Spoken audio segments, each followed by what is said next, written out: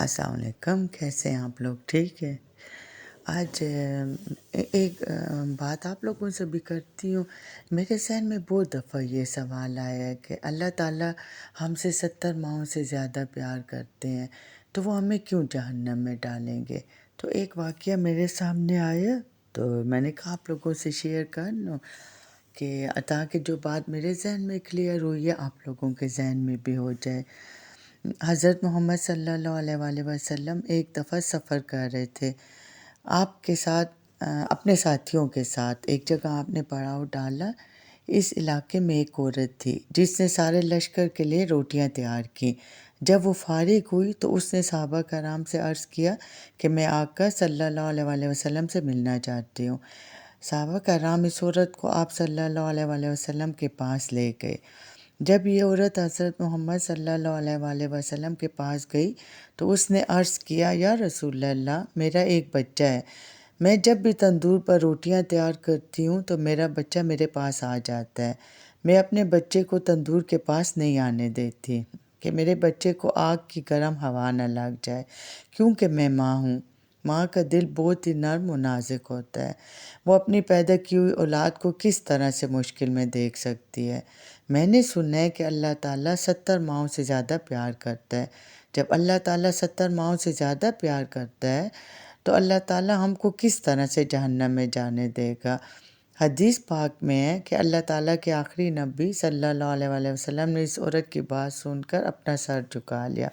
آپ صلی اللہ علیہ وآلہ وسلم کی آنکھوں سے زاروں قطار آنسو بہنے لگے۔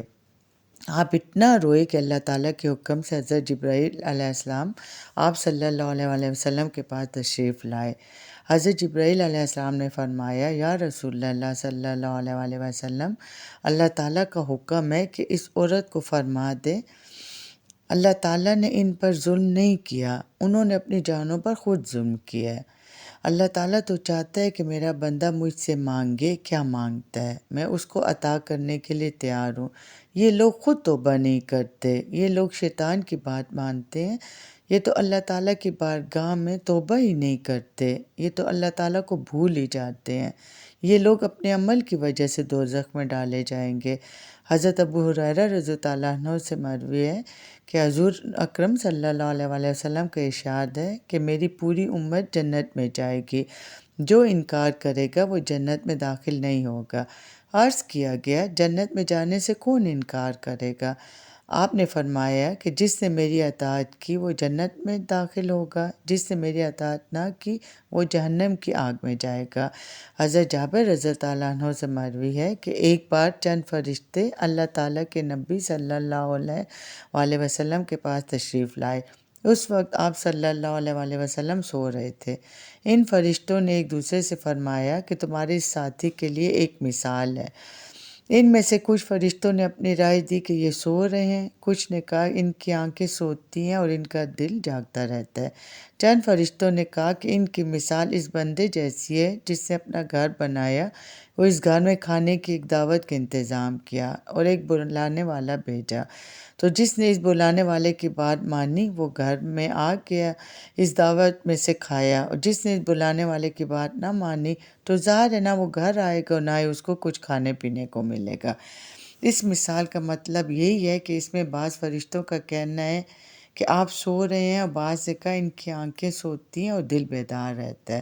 تب فرشتوں نے یہ مطلب بیان کیا کہ وہ گھر جنت ہے اور بلانے والے آپ صلی اللہ علیہ وآلہ وسلم ہیں، لہٰذا جس نے آپ کی اطاعت کی اس نے اللہ تعالیٰ کی اطاعت کی، اور جس نے آپ کی نافرمانی کی اس بندے نے اللہ تعالیٰ کی نافرمانی کی۔